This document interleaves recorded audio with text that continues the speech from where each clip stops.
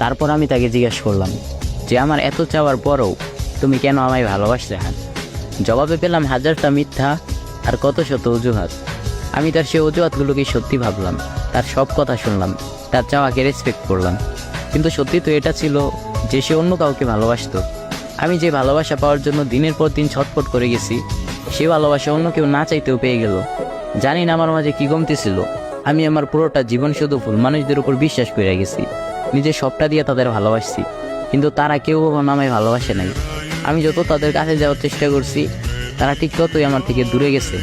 তারপরও এসব নিয়ে আমার কোনো আক্ষেপ বা আফসোস নেই। তবে এখন মনে হয় আমি কোনো কিছুর যোগ্য না। দুনিয়ায় এমন কেউ নেই যাকে আমি আমার নিজের ভাববো, হোক প্রিয় মানুষ, হোক বন্ধু বা অন্য যে কোনো সম্পর্ক। তবে তুমি অন্তত আমায় সত্যিটা তো বলতে পারতে, তাই না? নাকি আমার এই সত্যিটা জানার অধিকার ছিল না?